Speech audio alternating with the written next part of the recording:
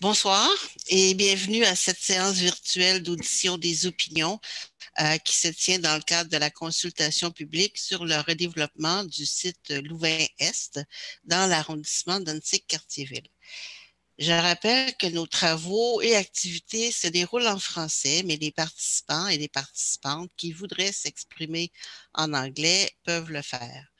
The meeting will be conducted in French, but if you wish to address the Commission in English, you are welcome to do so. Je m'appelle Marie Lié, je suis commissaire à l'Office de consultation publique de Montréal. Je suis la présidente de cette commission. La commission est également composée de Madame Lorraine Christini ainsi que de Monsieur Bruno-Serge Boucher. Nous sommes appuyés dans nos travaux par Monsieur Marc-André Lapointe qui agit à titre d'analyste de la commission.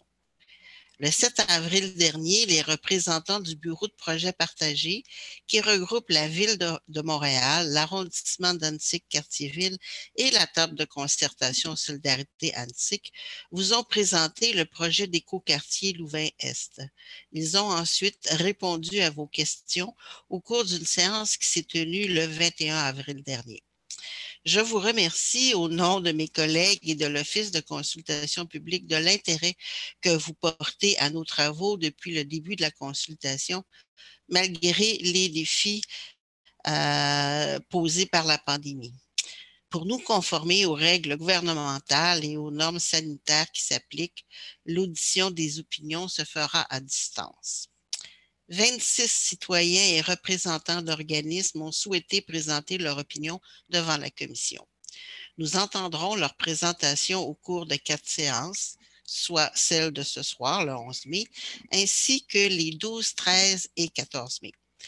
La commission a également reçu près d'une centaine d'interventions écrites, notamment par le biais des opinions en ligne qui ne feront pas l'objet d'une présentation orale. Les personnes qui s'adresseront à la commission peuvent le faire soit par téléphone, soit par visioconférence. Il est possible d'avoir plus d'un porte-parole par intervention au cas où la présentation se ferait à plusieurs. Les participants connectés par ordinateur peuvent partager leur écran et ainsi montrer des fichiers PowerPoint, des photos ou des vidéos. Les intervenants disposent d'une période de 10 minutes pour exposer leur opinion. Les commissaires auront par la suite 10 minutes pour échanger avec eux. Enfin, comme vous le savez déjà, la commission tient à ce que le climat des échanges demeure serein. Je vous rappelle donc que les propos malveillants ou les interventions qui pourraient porter atteinte aux droits fondamentaux ou à la réputation des personnes sont irrecevables. Merci d'avance aux intervenants que nous entendrons aujourd'hui, ce soir, pour leur collaboration. Une fois les séances d'audition d'opinion terminées, les archives vidéo ou audio des échanges avec les commissaires ainsi que les transcriptions écrites seront mises en ligne sur notre site Web dans les plus brefs délais. Comme il est de coutume en matière de consultation publique, si pour une raison ou une autre des inexactitudes se glissaient dans les propos tenus ce soir, les représentants du Bureau de projet partagé pourraient user de leur droit de rectification. Ils auront 48 heures à la suite de l'envoi des fichiers et vidéos, et audio des présentations pour nous fournir des rectifications par écrit. Il s'agira bien entendu de rectifier un fait et non d'émettre un commentaire ou un avis. Les personnes qui souhaitent déposer une opinion auront jusqu'au 17 mai pour le faire, soit en ligne, soit par la poste ou par message téléphonique. Vous trouverez tous les renseignements nécessaires sur la page web de la consultation. Les commissaires, dès lors, entreprendront l'analyse de l'ensemble des informations et des opinions reçues. Nous prévoyons terminer la rédaction de notre rapport à la fin du mois de juin. De cette année, évidemment. C'est la présidente de l'Office qui remettra le rapport aux élus municipaux. Il sera rendu public dans les 15 jours suivant son dépôt. Les décisions à prendre par la suite appartiennent aux élus de la Ville de Montréal. Alors, je vous remercie de votre attention et j'invite maintenant M. Patrick Hall à, à ouvrir son micro. Êtes-vous là? Oui, je vous Je vois, suis fait, d'accord. oui. OK. Alors, je vous rappelle les règles, M. Hall. Vous avez 10 minutes pour exposer votre opinion et nous aurons, nous les commissaires, 10 minutes pour faire un échange avec vous pour être bien sûr de comprendre votre opinion. J'ai compris tout à l'heure que vous n'aviez pas de présentation PowerPoint ou de documents. Je vous rappelle que que nous avons lu votre mémoire, votre opinion, qui a 9 pages. Alors, je pense pas qu'il serait prudent d'essayer de lire 9 pages en 10 minutes. Pas du tout, c'est pas mon intention, madame. D'accord. Alors, je vous en prie, allez-y, monsieur. Vous êtes bien gentil. Merci à vous. Merci à madame la commissaire, monsieur le commissaire également. Bienvenue à tous et à toutes. Je suis content de vous parler parce que c'est un projet, le site Louvain, qui a attiré mon attention. Moi, je suis un citoyen de la rue Louvain-Est, mais de l'autre côté de Christophe-Colomb, à l'Est, pas tellement loin de Papineau. J'ai été informé de la venue de ce projet-là par les médias du coin, du secteur, alors qu'il y avait déjà eu des rencontres préliminaires qui avaient été faites avec des citoyens dans le secteur limitrophe. Donc, on était un nous exclus de ça et ça s'est accéléré avec la démarche de l'Office de consultation. Je vous dirais, pour résumer ma longue opinion de 9 pages, que je suis généralement d'accord avec l'opinion des promoteurs à l'effet que le site Louvain, qui est un terrain qui appartient à la municipalité, offre une occasion incroyable de densifier de façon intelligente le secteur pour permettre à des nouveaux arrivants ou à des personnes à plus faible revenu de venir goûter l'expérience de Huntsic. Par contre, la façon dont on la présente, et c'est peut-être mon premier élément, c'est que je n'ai pas l'impression qu'ils viendront partager l'expérience d'Huntsic parce que le projet, au niveau urbanistique, est extrêmement différent de toute la trame urbanistique du secteur. Je m'explique. Et d'ailleurs, j'attire votre attention là-dessus. Dans le sommaire exécutif, on ne parle pas d'un secteur du quartier Huntsic, mais d'un nouveau quartier. Et en effet, à peu près avec 3500, 4000 nouveaux résidents, quand on sait qu'un village devient une ville à 5000 de population, ça va être un nouveau quartier, effectivement. Il aurait pu avoir un effort, selon moi, qui aurait été un peu plus apprécié au niveau d'un urbanisme peut-être plus harmonieux par rapport au quartier traditionnel de Huntsic qui l'entoure au nord comme au sud, de même qu'à l'est et à l'ouest. Dans le document, j'attire votre attention là-dessus, mesdames, messieurs les commissaires, parce que les promoteurs laissent entendre que si vous cautionnez un tel projet, un quartier à échelle humaine, c'est un quartier qui accepte des bâtiments de 10 étages. Il faut savoir qu'un quartier à échelle humaine, du point de vue d'un Nancyquois, c'est le reste du quartier Huntsic, qui est probablement un des derniers, qui ressemble à une banlieue au nord de l'île de Montréal, avec des 1, 2, 3 étages, quelques tours ici et là, mais elles sont réparties sur le territoire. Et quand on sait que Paris, c'est essentiellement des bâtiments de 7 à 9 étages, à l'exception de quelques tours situés à certains endroits, on a une idée de ce qui nous attend. J'attire essentiellement votre attention parce que le temps file sur un document dont on n'a pas eu l'occasion de discuter avec vous, mesdames, messieurs les commissaires, qui est l'étude sur la circulation. Et plusieurs de mes voisins sont venus vous poser les questions au téléphone et lors des présentations écrites également auparavant sur le problème de la circulation et du stationnement. Et c'est arrivé le 30 avril dernier. Alors, je trouve ça un peu spécial que cette étude-là aussi importante soit arrivée si tard dans le processus, alors qu'on n'a pas eu l'occasion de poser des questions. Alors, je me lance de mon interprétation d'un document de 100 pages, en n'ayant pas eu l'occasion d'entendre les auteurs à votre commission, Mesdames, Messieurs les commissaires. Il manque plusieurs éléments dans cette étude-là, qui est une étude très complète, mais elle repose entièrement, en grande partie, je me corrige, sur les postulats avancés par les promoteurs à l'effet que ce soit un écoquartier, comme si les gens qui allaient habiter là n'auront pas besoin de voiture. Quand on sait qu'on on va attirer essentiellement entre 800 et peut-être même 1000 familles parce que le projet n'est pas complètement définitif, on peut se poser la question, est-ce que ces gens-là vont effectivement se promener uniquement en vélo ou en transport en commun? C'est quelque chose qui manque. L'étude a idéalement été conçue sans tenir compte des initiatives urbanistiques, en fait, de circulation de l'arrondissement cette dernière année, où ils ont rétréci de 50 la capacité routière des grands axes nord-sud de l'arrondissement. La Jeunesse et Berry, par exemple, très populaire chez les banlieusards parce que ça amène au Pont-Viaud. Saint-Hubert également aussi, qui, malgré le fait que la rue est très large, n'a que 2 voies de circulation. Christophe-Colomb, qui va être réduit de 66 encore cette année, de même que les enjeux de rêve qui ont rélimité la circulation. Alors ça ne tient pas compte de ça. Et peut-être un commentaire également aussi sur ce genre d'études-là, parce que j'en ai déjà vu avec d'autres projets immobiliers. C'est cette malheureuse manie de mettre le microscope sur le projet en disant, bien, autour, ça va ressembler à ça, mais on sait que c'est plus que autour. Dans les prochains mois et les prochaines années, l'autoroute 19 va être rallongée jusqu'à Bois-des-Filions, ce qui va ramener des milliers de voitures dans le secteur. Et on voit déjà que Louvain est une importante voie de transit et on n'a pas tenu compte de ça.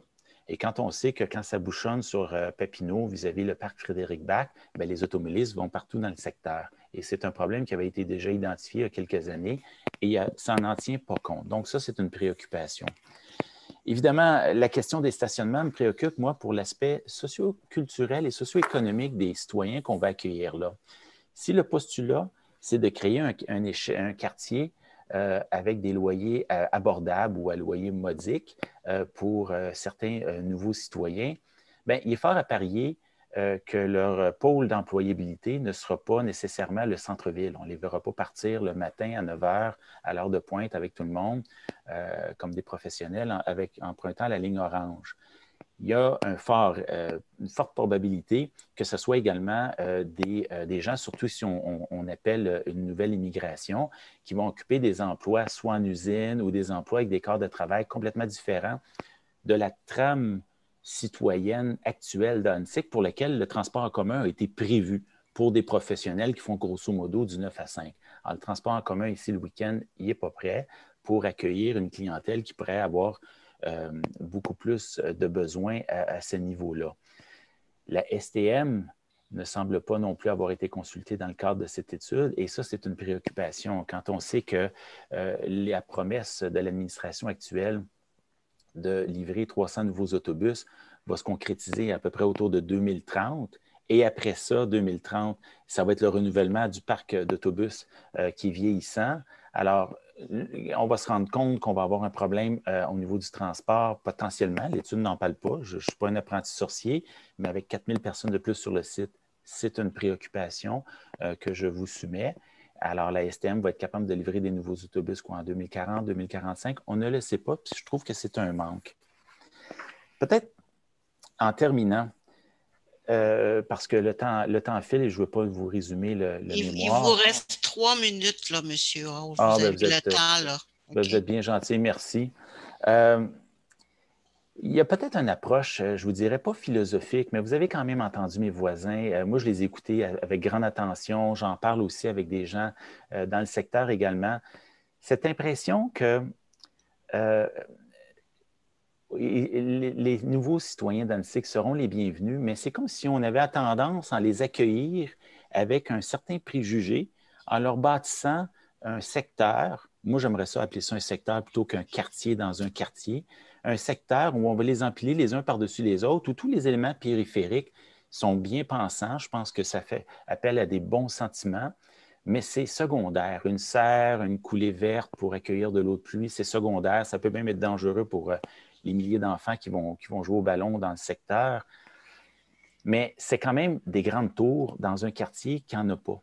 Donc, ça va être une préoccupation pour moi et je vous dirais peut-être en guise de conclusion, pour garder un peu de temps pour vos questions, c'est que finalement, au lieu de créer un nouveau secteur dans le quartier Annecy, ce que je considère, c'est que les promoteurs ont choisi de créer un nouveau quartier dans le quartier, une espèce de quartier idéalisé, construit autour de principes complètement nobles, et je souscris à plusieurs de ces principes-là, mais qui me semblent étrangers à la réalité socio-économique des citoyens qu'on cherche à accueillir dans ce secteur-là.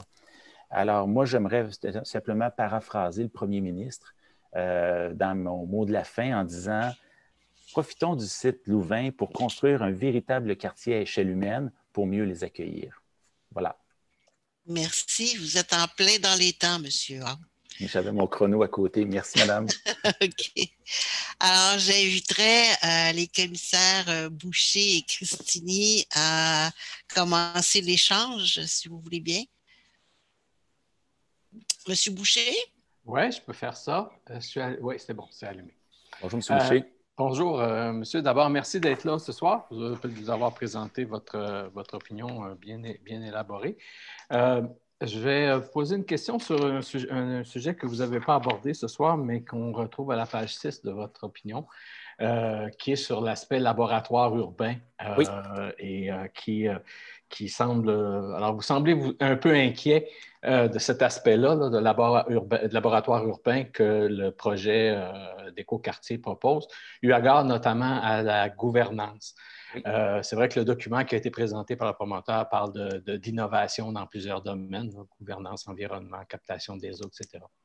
Alors, quand on innove, il y a toujours une plus grande part de risque, ça vient avec. Quelles seraient, d'après vous, les balises qu'on pourrait installer, notamment dans la gouvernance, pour mitiguer ce risque-là et de limiter cette part de risque et d'erreur-là? C'est une excellente question, M. Boucher. Dans le même paragraphe également, je soulignais l'empressement de présenter ce projet-ci à ce moment-là, alors qu'il reste encore beaucoup de ficelles à attacher avec des partenaires pour présenter un projet complet aux citoyens. Donc, ce que les promoteurs nous demandent par le truchement de votre office, mesdames, messieurs, c'est de signer un chèque en blanc pour à peu près 50% du projet. Donc, la question de la gouvernance me préoccupe dans la mesure où certaines organisations ne sont pas connues. Donc, on autorise un principe qui est noble, de développer un secteur qui nous permet de développer justement parce que le terrain appartient à la municipalité, mais on ne sait pas avec qui et qui va gérer ça. C'est quand même des deniers publics, c'est un terrain municipal et évidemment, ça va être fortement subventionné, notamment par le projet Accès Logis. Et une des pistes que je proposais, c'est au lieu de vous donner tout de suite toutes parce que la question de la gouvernance a été discutée beaucoup, je crois, en amont, il y a le président de l'Association des groupes de ressources techniques qui est sorti il y a quelques jours, je pense que c'est le 6 mai, il a fait une sortie de presse en disant qu'il y a 10 000 logements abordables qui sont en attente de financement et les projets sont prêts. Alors moi, ma recommandation à l'Office, c'est de dire pourquoi ne pas attendre d'attacher davantage les ententes de partenariat parce qu'il pourrait y avoir des changements. Ça pourrait être une résidence pour aînés en mode coopératif HLM qui pourrait être intéressé par le projet. Ça veut dire une nouvelle tour supplémentaire et donner le temps au projet d'être un peu plus avancé, mais pour répondre à la préoccupation de fournir rapidement des logements abordables à une clientèle qui en a grandement besoin, d'accélérer le processus de financement des autres projets. Il y en a quand même 10 000 à travers le Québec. Je pense qu'à Montréal, c'est 5-6 000. Ils sont déjà identifiés et ils sont déjà situés à des endroits où ils vont favoriser davantage la mixité. Là, il n'y en aura pas de mixité. La façon dont le cadre bâti est proposé, même les commerces sont à l'intérieur, ça va être des grandes tours, même certaines vont être repliées en elles-mêmes. Quand on regarde la vue aérienne, c'est des demi-lunes. Ça va être très intimidant pour un citoyen d'Annecy d'aller se promener là-dedans. Donc, prenons le temps d'avancer un peu plus le projet. C'est ce que je vous répondrai comme à votre question, M. Boucher. Merci beaucoup. J'avais une autre question pour vous, M. Oui. Donc, merci, oui. Merci d'être là aussi. Donc, c'était à la page 3, quand vous parlez de ségrégation justement du cadre bâti. Enfin, vous en avez parlé encore aujourd'hui. Vous l'avez un peu dit encore une fois, mais tout ce qui est les espaces verts, la promenade piétonne, l'aspect bâtiment écologique qui justement avec des matériaux de plus grande qualité, enfin, c'est ce qui ressort du programme. Est-ce que vous pensez que ça participe quand même à favoriser cette ségrégation par le cadre bâti? Pour vous, cette ségrégation, c'est vraiment la hauteur qui fait ça, mais est-ce que les espaces verts, ces rues piétonnes n'aident pas à justement essayer d'éviter cette ségrégation? Il y a deux types de ségrégation pour avoir parlé à quelques urbanismes dans le cadre de mon travail. la ségrégation volontaire et la ségrégation involontaire. La ségrégation volontaire dans un quartier, c'est quand une communauté ethnoculturelle, par exemple, s'approprie un secteur de la municipalité et finit par en faire un concept, la petite Italie. Le quartier chinois, par exemple. Ça, c'est complètement accepté. C'est même une demande qui vient du milieu. Nous, on arrive, on a la chance de proposer quelque chose de complètement neuf. On en a mis, j'ai l'impression, un peu beaucoup dans le périphérique, la verdure, la rue piétonne, etc. Mais quelle sera l'âme du site Louvain? C'est difficile à déterminer. Ce n'est pas les serres urbaines qui vont faire plaisir aux enfants. Les adolescents ne vont pas cueillir des tomates.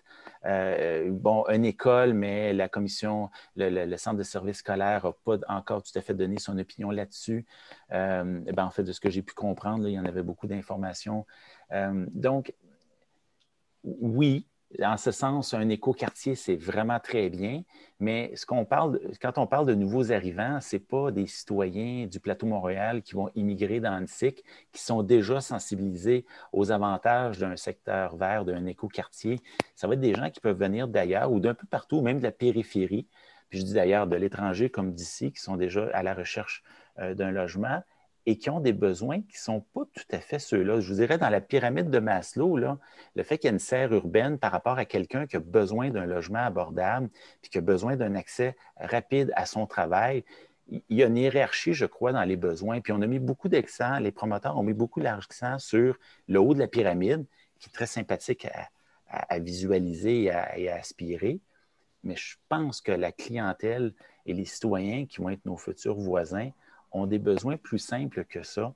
Et c'est sur cet aspect-là, comme le stationnement, par exemple, il en manque, 30 % de stationnement. Je comprends la notion d'écoquartier, mais ces gens-là vont recevoir des visiteurs du week-end, ils vont vouloir se déplacer. Les autres citoyens d'Antique ont tous des autos. Et là, on crée quelque chose de complètement séparé qui va créer qui pourrait malheureusement créer une ségrégation par le cadre bâti. Il va y avoir les citoyens d'Annecy et il va y avoir ceux qui vont habiter le nom de ces tours-là. Si vous regardez le courrier Annecy, la place L'Acadie, on ne parle pas des citoyens Annecy qui habitent la place L'Acadie, on parle des résidents de la place L'Acadie. C'est des grandes tours. Même chose pour les résidents des tours coins. Dans le vocabulaire populaire, on ne parle pas des résidents d'Annecy, alors que dans les bungalows et les duplex, c'est tous des citoyens d'Annecy. Alors, juste dans le vocabulaire médiatique, il y a déjà un décalage. Alors, imaginez, avec plusieurs grandes tours sur un grand site, moi, c'est une préoccupation. J'ai une préoccupation pour ceux qu'on pourrait mieux accueillir dans le quartier. D'accord, merci beaucoup. Oui, écoutez,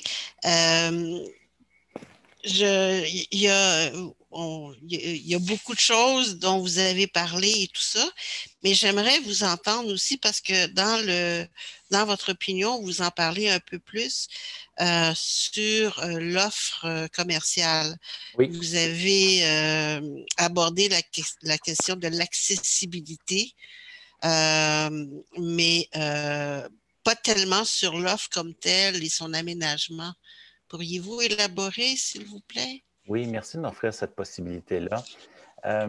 Dans la proposition actuelle, l'offre commerciale, elle est constituée, à mon avis, comme si le projet serait semi-autonome ou centré sur lui-même. C'est une perception, mais je crois qu'elle est partagée, puis elle a été partagée par plusieurs citoyens qui sont allés donner leur opinion, parce que le concept est intéressant dans le sens où on veut attirer les gens sur le site en prétextant chercher une mixité sociale, mais le fait que les citoyens ne voient pas les commerces pourrait créer une barrière physique au fait de rentrer. Surtout qu'on parle de certaines tours, il y a quelques tours qui vont être peut-être plus basses, là, il y en a déjà qu'on va conserver pour y passer devant tous les jours pour aller au métro.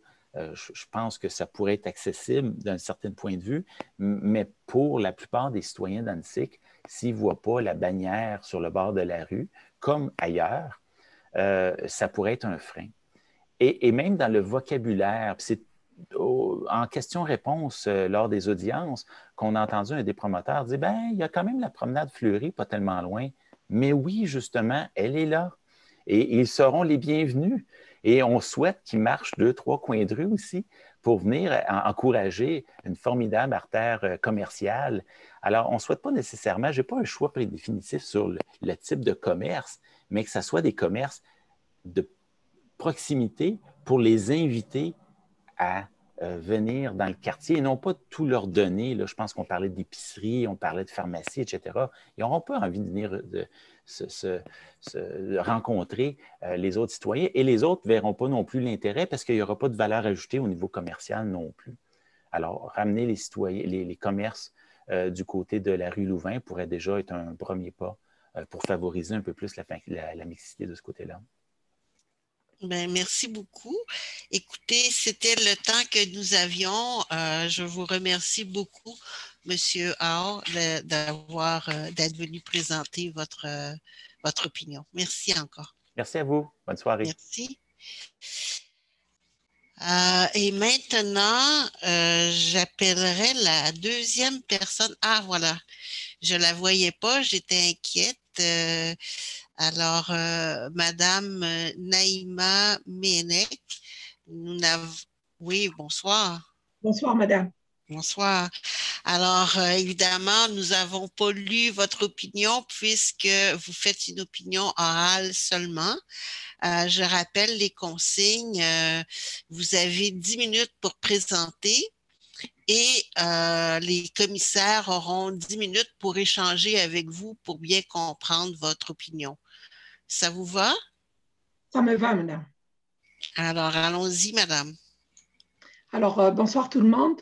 Moi, je voulais intervenir sur 2 points puis ramener des petits arguments. Donc, le premier point, c'est par rapport à l'espace.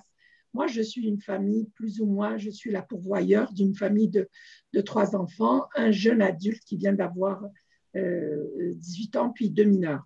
Et l'espace qu'on habite, c'est vraiment pas adéquat. On a une petite cuisinette.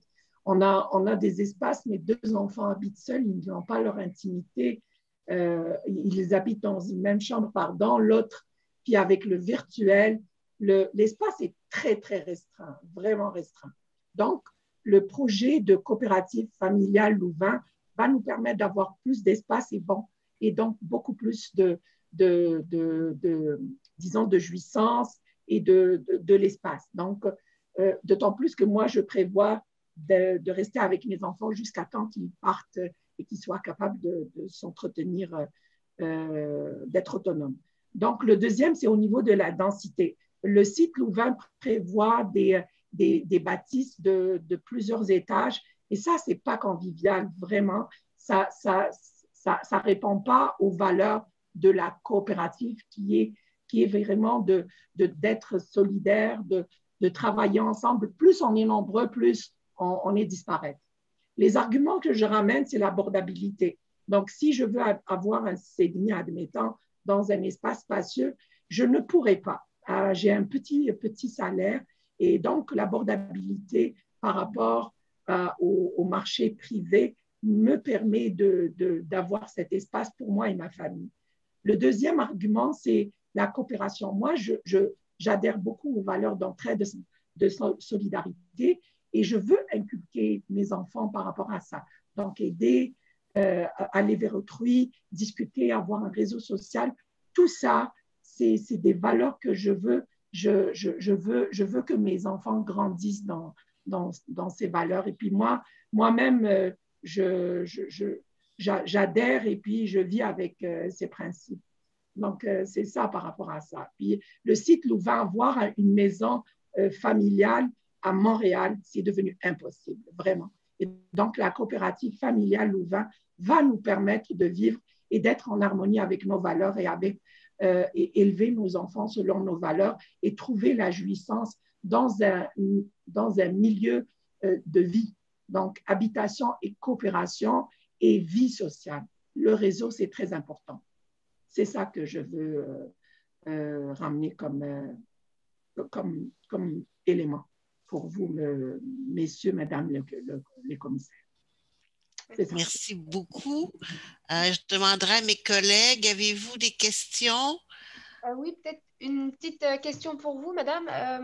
Quand vous dites qu'à plusieurs étages, ça ne favorise pas la coopération, justement, ce n'est pas dans les valeurs de la coopérative, est-ce que selon vous, il y a une limite d'étages, il y a un nombre d'étages qui serait vraiment plus pertinent Et dépendamment, mais pour moi, 4 étages, ça serait le maximum. 3, c'est l'idéal. Donc, 10 étages, c'est inadmissible.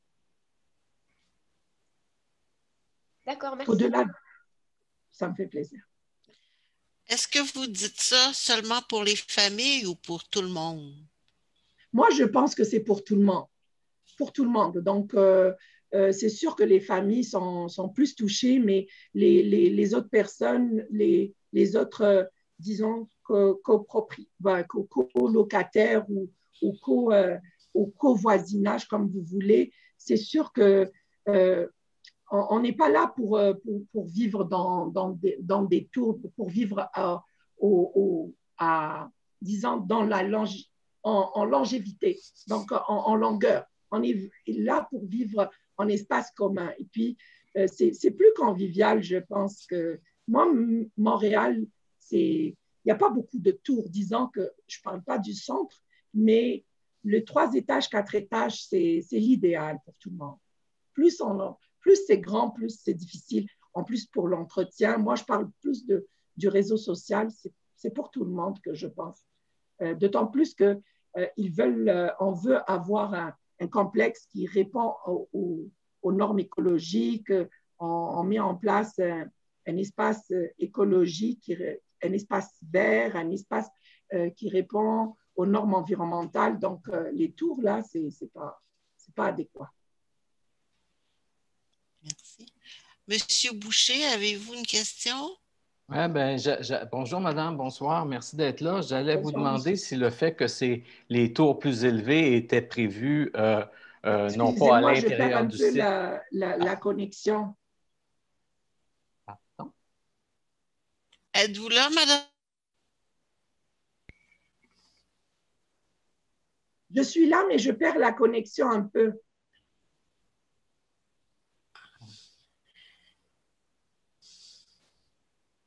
Oui, je perds la connexion. OK. Monsieur Boucher va essayer de reprendre votre question. Voilà, j'allais dire… S'il vous plaît, Monsieur Boucher, désolé. Sans problème. J'allais dire que vous demandez si le fait que les édifices plus élevés ne seront pas à l'intérieur, sont pas prévus à l'intérieur du site, mais bien aux 2 extrémités, soit sur Christophe-Colomb et Saint-Hubert, vous réconciliez un petit peu avec cette idée-là, mais à vous entendre, je comprends que je doute que ce soit le cas. Disons, si ça nuit pas, est-ce que vous m'entendez? Oui, très bien. Moi, réellement, on manque beaucoup d'informations. On ne sait pas vraiment. On manque parce que les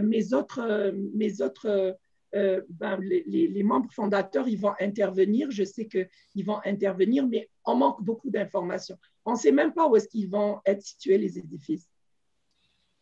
Et ça dépend de leur vocation aussi. D'accord, merci. Oui, c'est vrai, c'est un projet en devenir. Il y a beaucoup de questions à résoudre, vous avez raison. Mais je voudrais vous ramener sur, vous avez dit, j'y vais pour un logement, pour que je sois confortable avec mes enfants, que je sois capable de le payer correctement. Mais vous avez aussi, puis vous insistez beaucoup sur la convivialité, mais vous avez aussi nommé, j'y vais aussi pour la vie sociale. Oui. Avez-vous des exemples de ce que vous aimeriez comme aménagement pour favoriser une vie sociale? Mais déjà, une salle communautaire, c'est très important. Un espace commun où tout le monde pourrait l'utiliser. Est-ce que vous m'entendez? Très bien. Est-ce que le câble blanc, est-ce que le câble blanc, tu l'as pas? Là, on vient de vous perdre. Oui, je vous perds, excusez-moi. C'est juste des espaces communs, par exemple, une salle communautaire. Est-ce que vous m'entendez? Oui, très bien, là. Oui, donc une salle communautaire qui serait utilisée par l'ensemble, admettons, moi je vois, c'est sûr que je n'ai pas une idée générale du projet, mais ça a l'air que c'est un… Concernant la coopérative familiale, ça va être un espace commun pour tous les locataires, pour tous les membres. Donc là, ça va être un espace où on va fêter des choses, on va fêter, on va constituer notre réseau, on va échanger, on va faire des ateliers selon nos compétences, selon les habilités, selon nos besoins. On va avoir peut-être un espace extérieur pour jouir aussi de l'été, de la saison estivale. C'est ce genre de vélo. Chacun, il va prendre, on n'est pas obligé de faire des vélos, on peut être solidaire au niveau des moyens de transport, par exemple, ce genre de choses. Donc, la convivialité sous toutes ses formes, admettons, festif ou bien éducatif, ça peut être aussi des espaces où, avec nos compétences, on fait de l'aide de devoir. Ça dépend. Moi, j'ai une maîtrise en environnement. Je peux initier plein d'ateliers pour sensibiliser surtout les jeunes locataires. Je parle des enfants. Faire un peu de l'éducation à l'environnement. Ce genre de choses. OK, je comprends bien.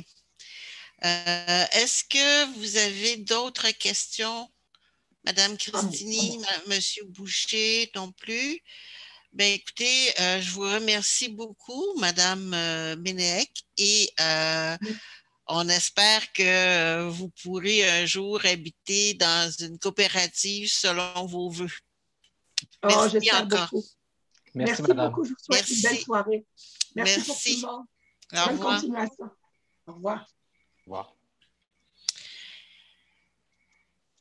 Il est 19h41. Monsieur Dobrescu, vous êtes déjà là, alors vous ne serez pas choqué si on vous donne la parole dès maintenant? Non, non, pas du tout. OK. Alors, je rappelle la consigne, hein, vous le savez, 10 minutes pour présenter votre opinion et 10 minutes d'échange avec les commissaires. Ça vous va?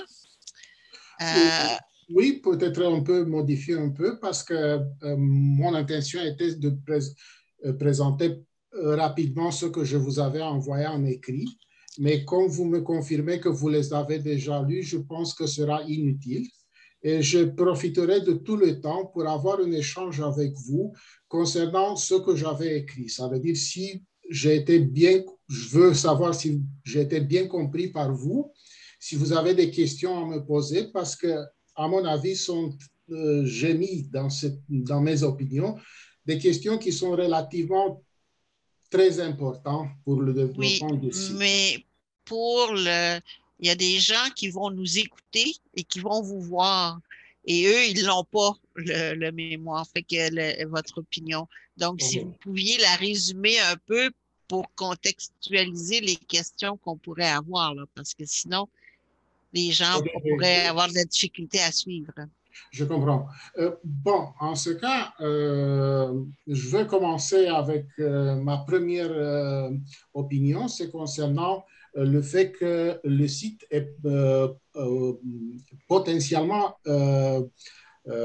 impropre à l'habitation pour les premiers 60 mètres de la ligne de haute tension.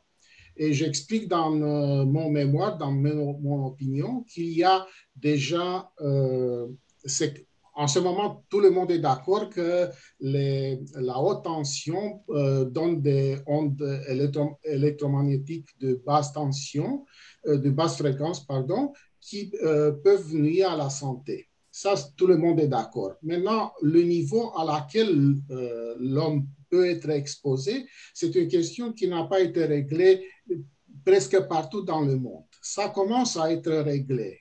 Je donne un exemple dans ce que j'avais écrit. Le gouvernement belge, en Belgique, le gouvernement flamand plutôt, qui a déjà établi une norme sur cette intensité. C'était 0.2 micro-Tesla acceptable. Et ici, je fais un parallèle entre notre ligne de haute tension et cette limite de 0.2. Pour atteindre cette limite de 0.2, on a besoin d'au moins 55 mètres de la ligne de haute tension.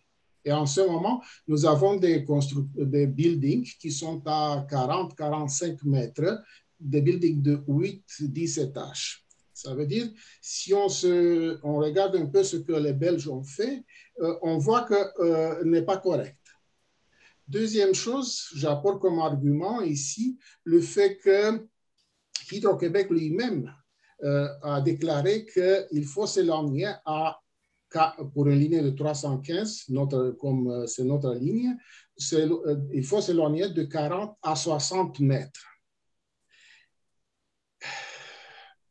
Ici, c'est un problème qui est un peu difficile à régler parce que Santé Canada n'a pas établi une norme. Et j'ai proposé ici, parce que c'est une affaire des scientifiques, j'ai proposé un nom ici, M. Paul Héroux, qui est un spécialiste, heureusement, de Montréal, qui a un suivi impressionnant dans le domaine, que j'aimerais avoir votre aide pour le contacter et d'avoir un éclairage sur la question. Je présente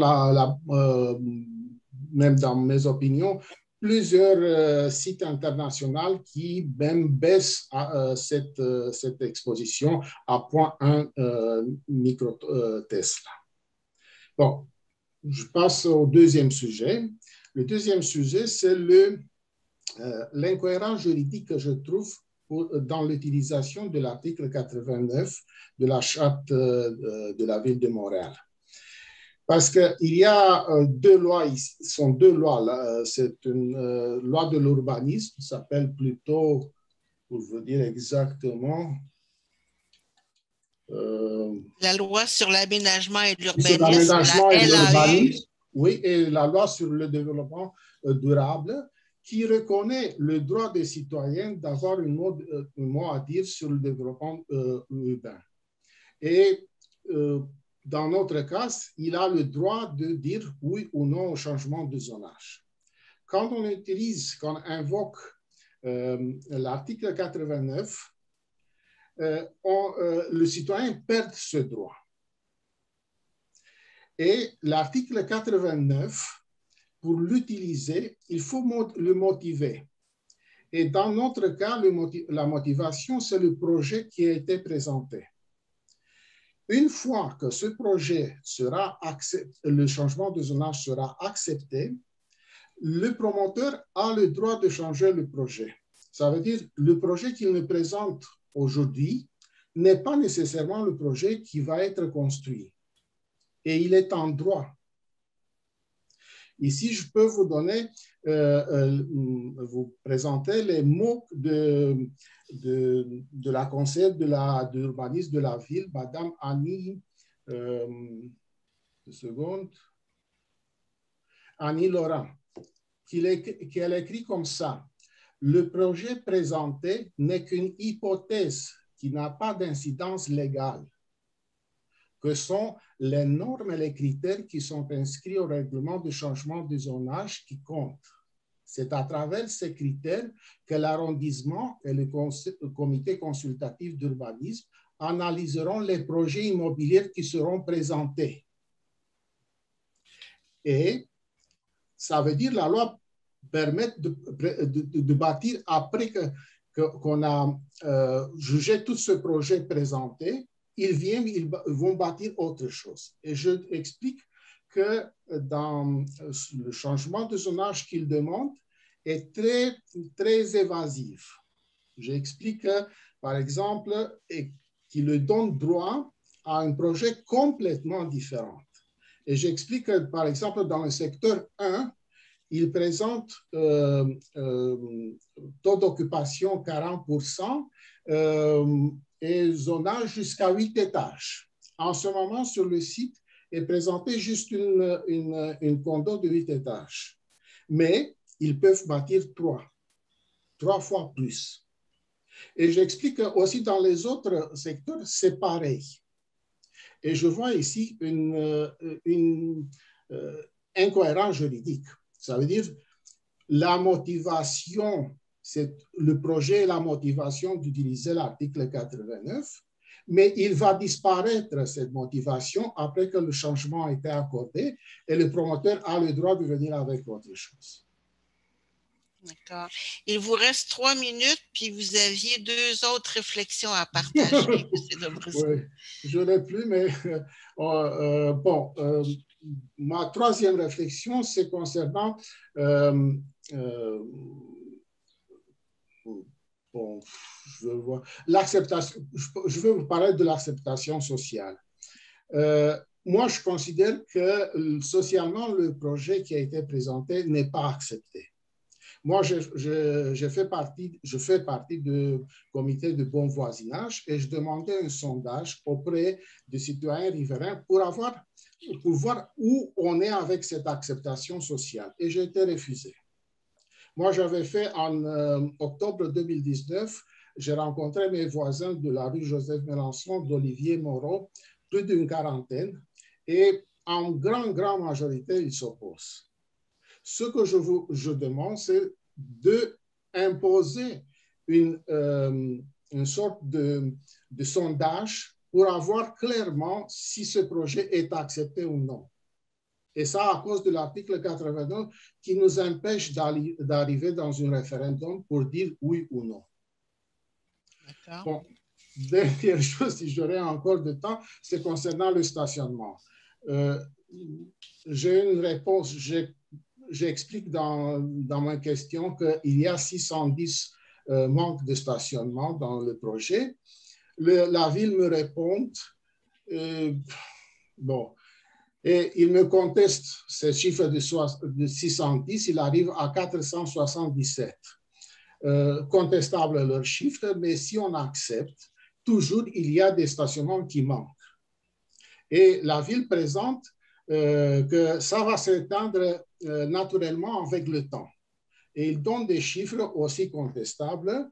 Comment ça va se résorber dans le temps? J'ai fait le calcul avec leurs chiffres que je conteste toujours, et on arrive à 71 ans pour résorber les 477 stationnements.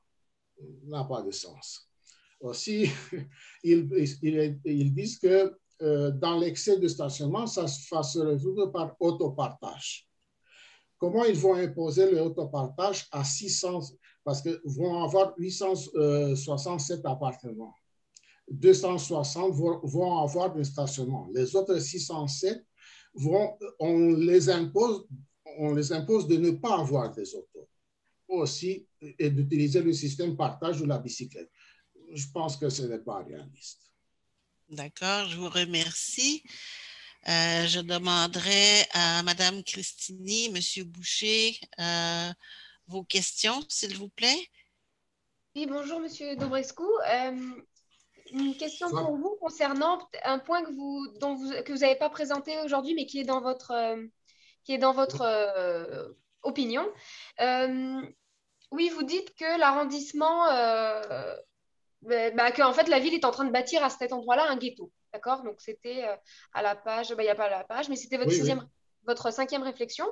Moi, je voulais savoir, est-ce que vous avez des exemples de ghettos dans l'arrondissement ou à Montréal en général qui vous font penser à ce que ne devrait pas devenir le site Louvain? Est-ce que vous avez des exemples comme ça, même l'arrondissement peut-être, de choses qu'il faudrait éviter, des exemples pour vous? Des exemples des autres ghettos? Oui, que vous auriez peut-être. Je n'ai pas des exemples des autres ghettos parce que je ne vis pas ailleurs, mais je constate qu'on va avoir 1800 appartements sur une petite superficie de moins d'1 kilomètre. Et s'ils sont des assistés sociaux, vous comprenez qu'il y a la possibilité d'être un ghetto. Ici, si vous voulez, je peux vous dire, j'ai ici un document, par exemple, ça vient du ministère de Justice du Canada, qui dit comme ça: le désavantage social et économique s'est révélé étroitement lié à la criminalité, en particulier aux infractions les plus graves, comme les voies de fait, le vol qualifié et l'homicide. Et je dois vous ajouter qu'en ce moment, nous avons déjà des logements sociaux et ce que ce rapport dit, on l'a. Si vous voulez, je peux vous dire, en 2020, on a eu des fusillades dans la rue avec 2 adolescents qui ont été blessés et qui n'ont pas voulu collaborer avec la police. En 2018, aussi, une fusillade dans la rue.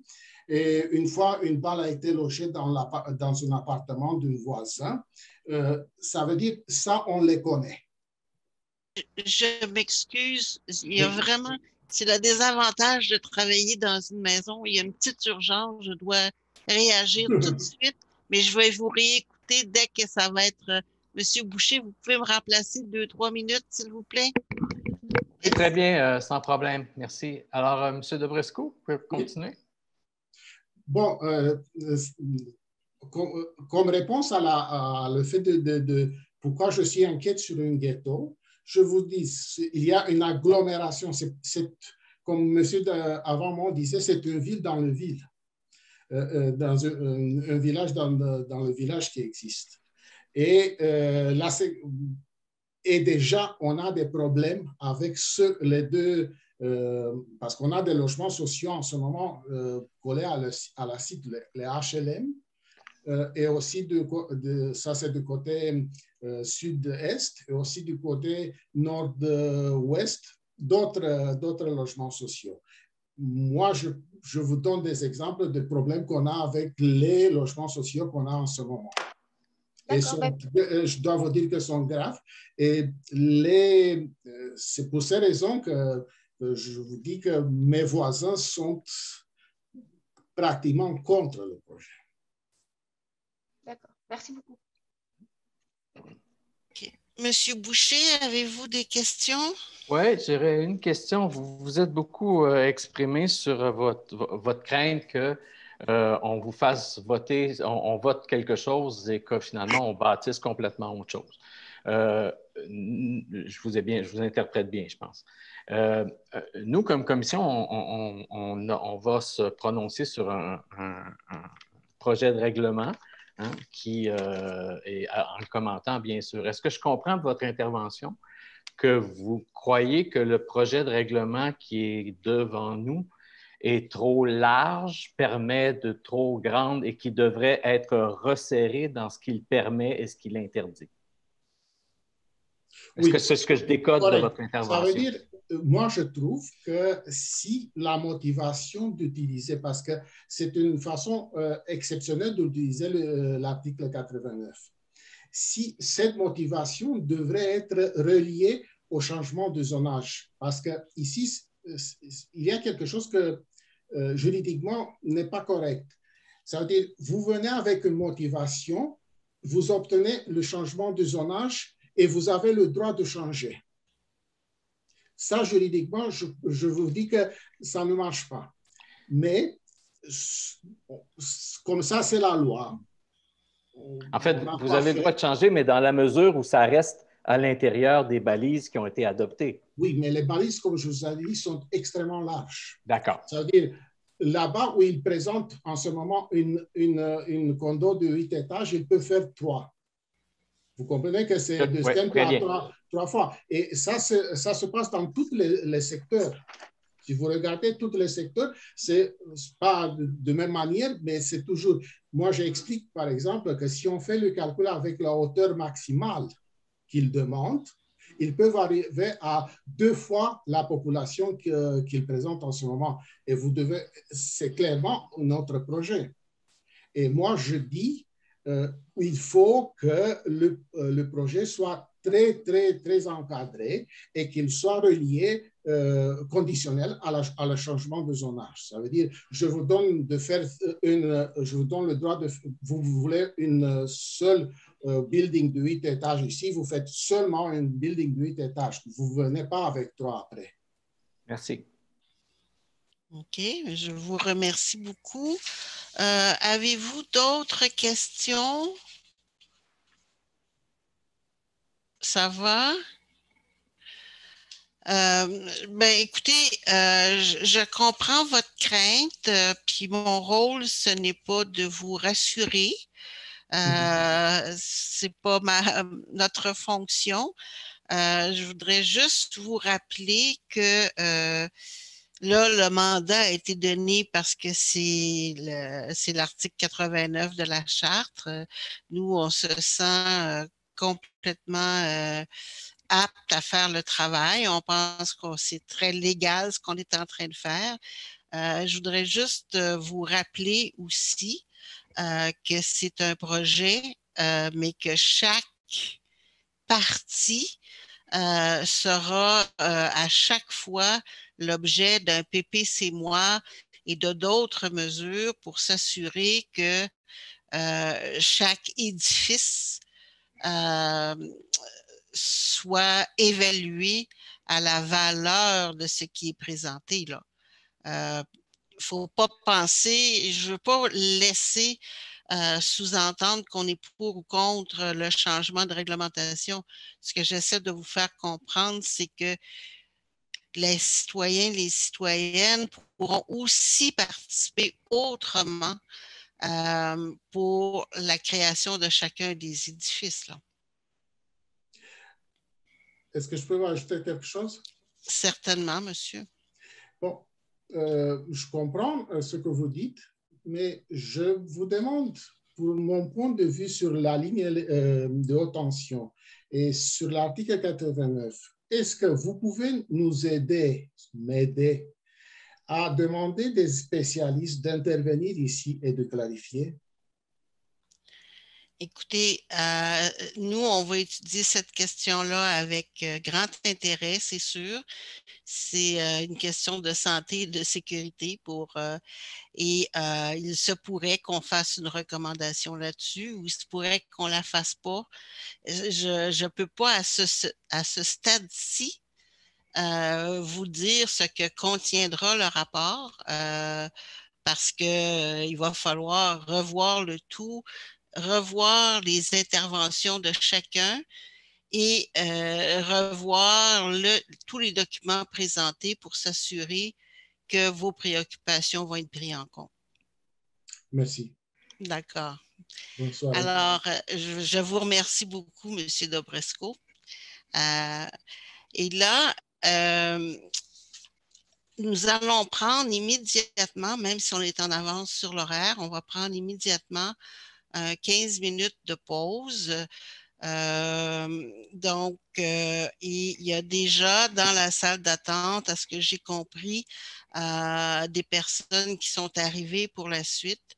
Donc, à mon heure à moi, il est 20h01, donc on reviendrait à 20h16. Est-ce que ça va pour tout le monde?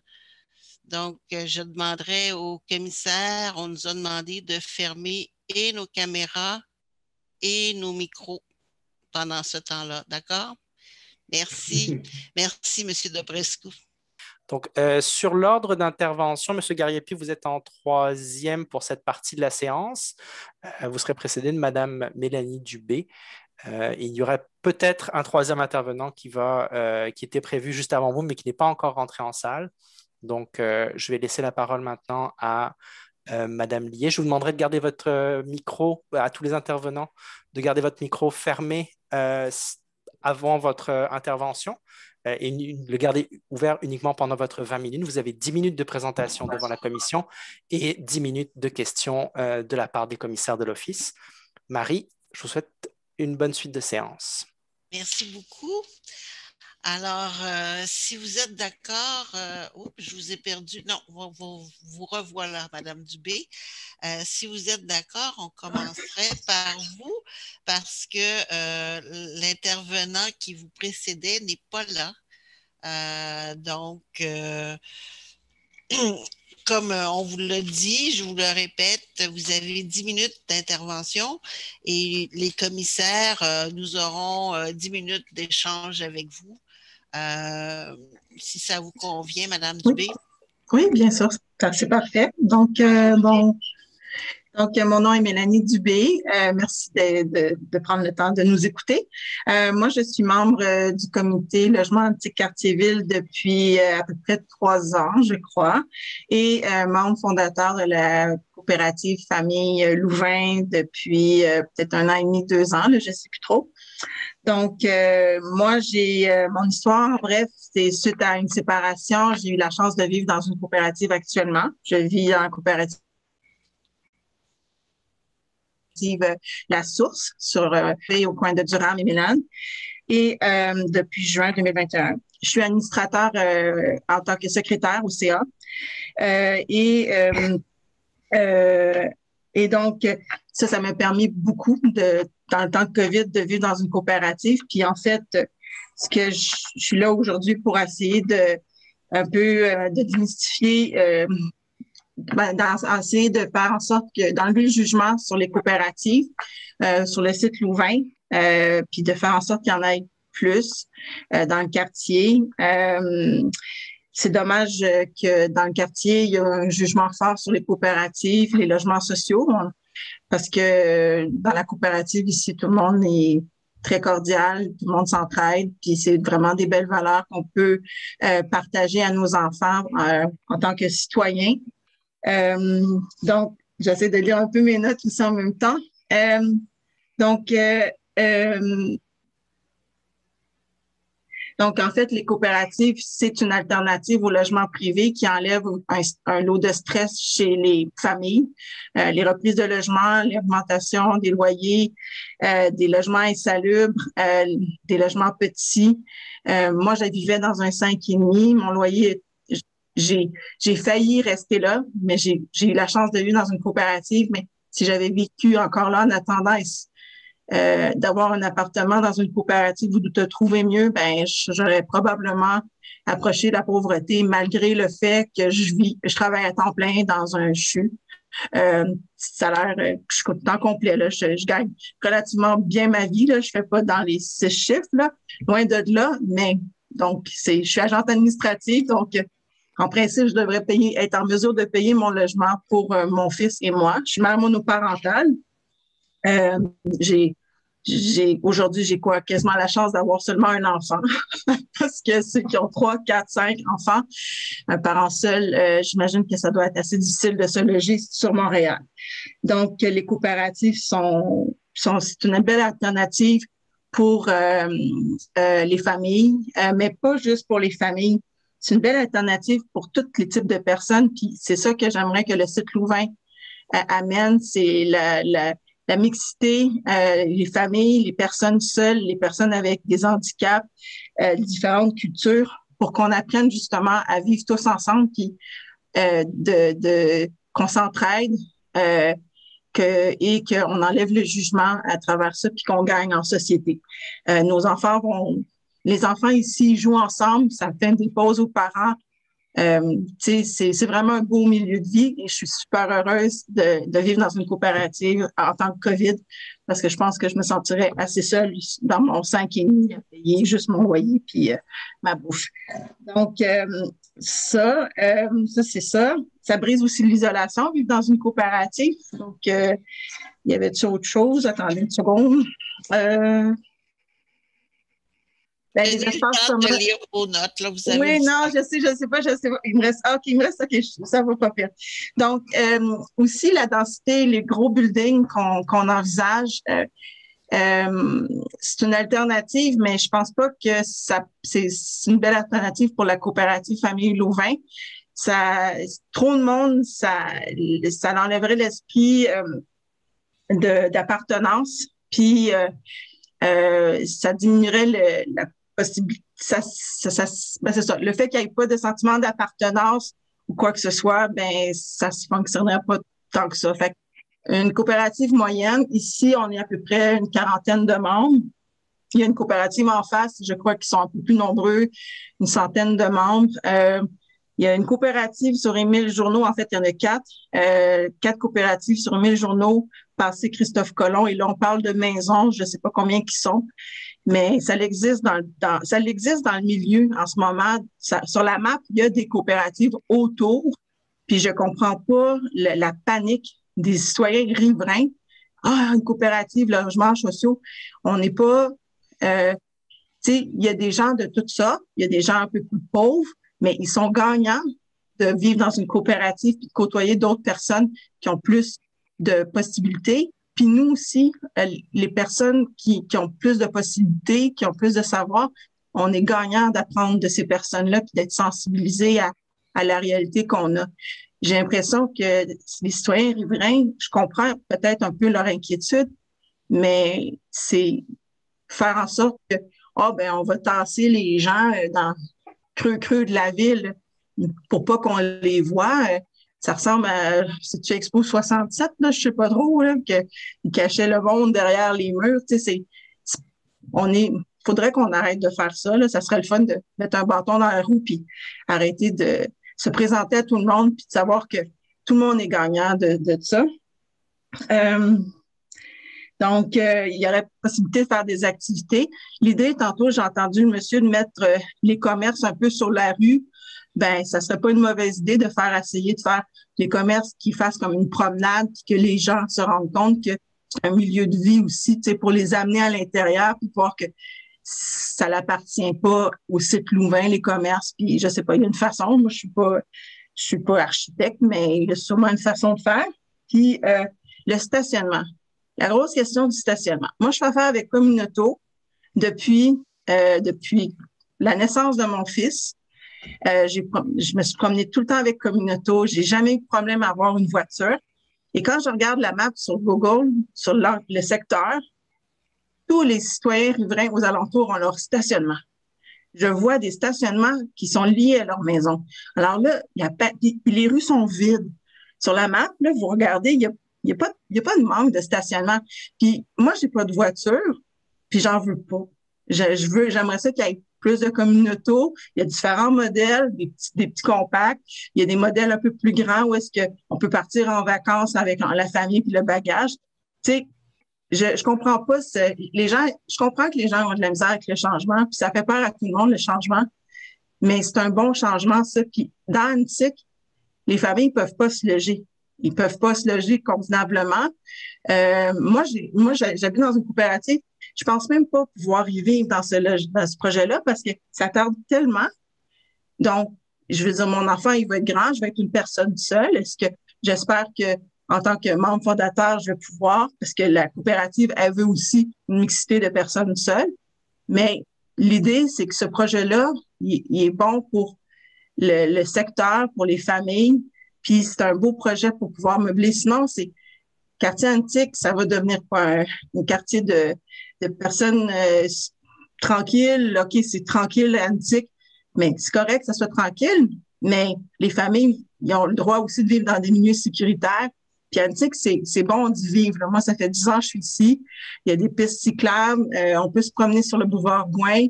Tu sais, c'est bon d'y vivre ici, mais c'est dommage de juste vouloir restreindre ça à une certaine population en mettant des bâtons des roues pour un projet qui est vraiment super au niveau... les gens ont des belles idées là, au niveau de l'environnement.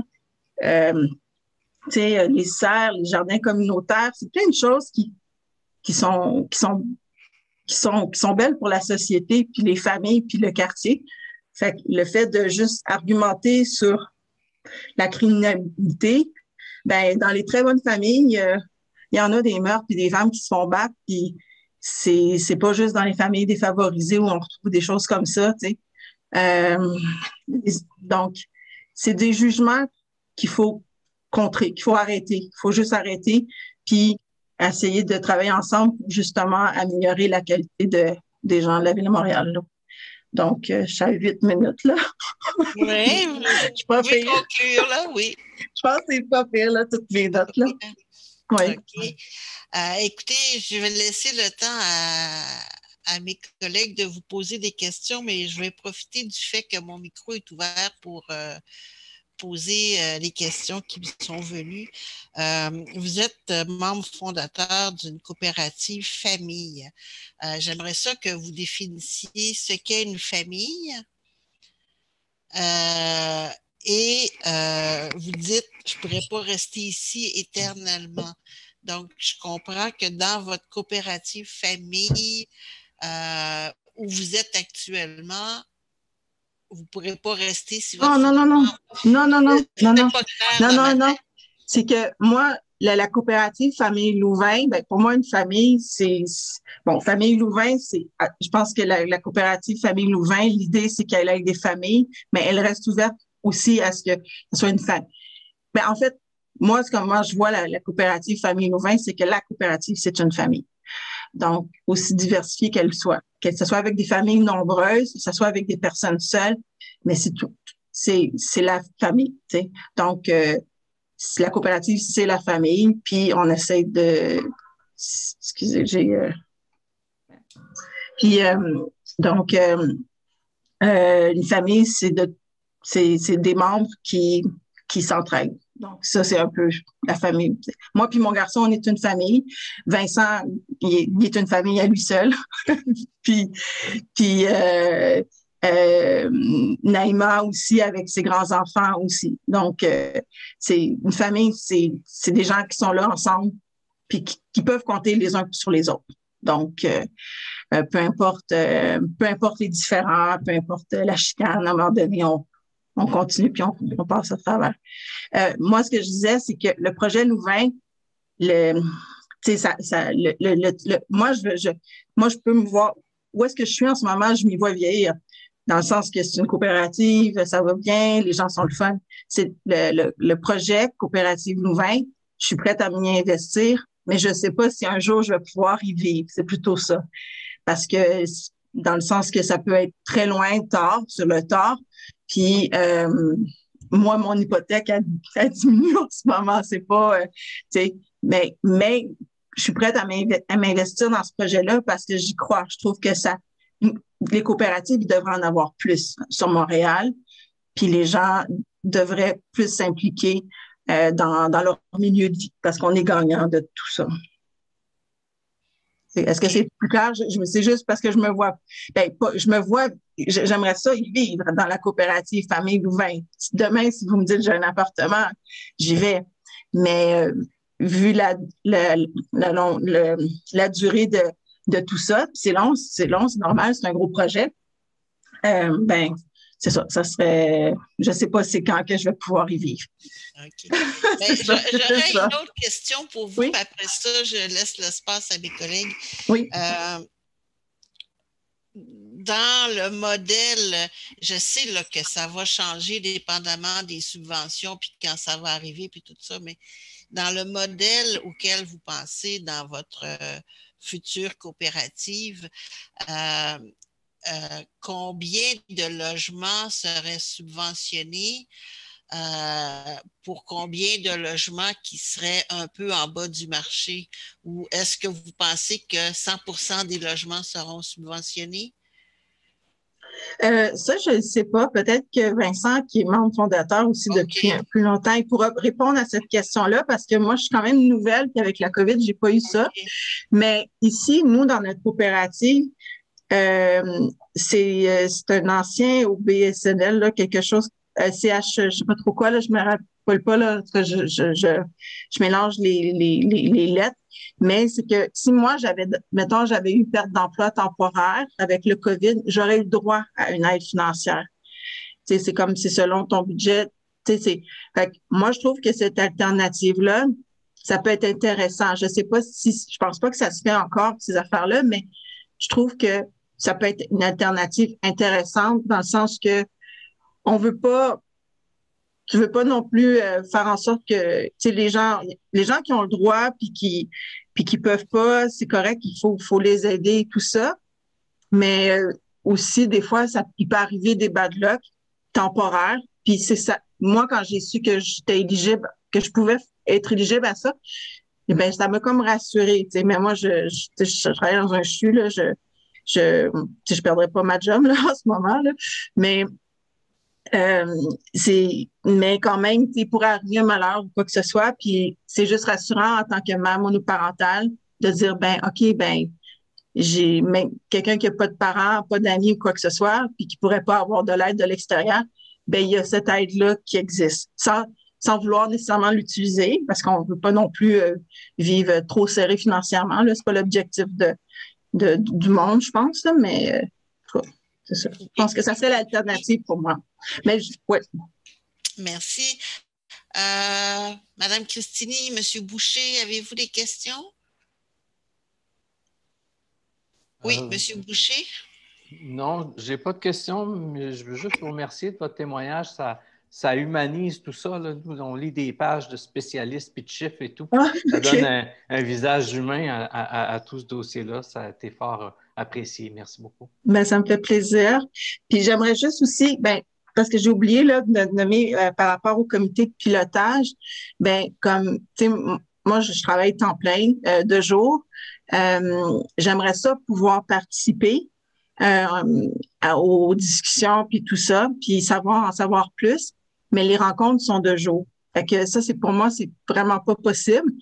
Puis juste, cette semaine, tu sais, je suis assez impliquée là, dans ma coopérative et tout ça. Fait que le soir, j'en ai des rencontres, puis c'est vraiment possible d'être là.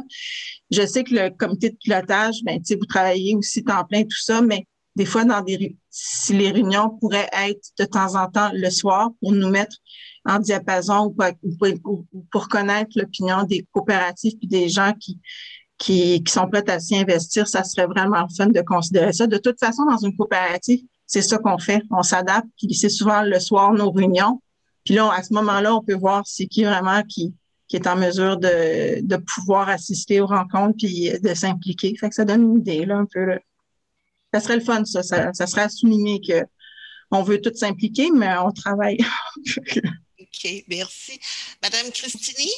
Oui, peut-être que je l'ai manqué. Merci à Madame Dubé pour votre témoignage, mais peut-être que je l'ai manqué. Vous disiez à un moment que effectivement, peut-être trop d'étages. Je ne sais même plus si vous aviez utilisé le mot étage, mais ça serait peut-être, ça nuirait peut-être au sentiment coopératif. Est-ce que vous aviez une idée? Parce qu'on entend souvent que certains 10 étages, ça nuit à ces valeurs-là. Vous, est-ce que vous aviez une idée concrète là-dessus ou vous aviez... moi, je pense qu'on pourrait voir avec d'autres coopératives existantes. Ici, nous, on a des bâtiments. Le plus haut, il y a un demi-sous-sol, puis il y a 3 étages. Donc, c'est 4 étages au total. Donc, 4, peut-être, ça peut être mix aussi. Il y a une coopérative dans le plateau Mont-Royal que j'avais visité, puis il y en avait une qui était plus basse, l'autre était plus haute. Elle allait, je pense, à 4 ou 5 étages. Ça peut... Il y a une certaine façon de construire peut-être qui peut être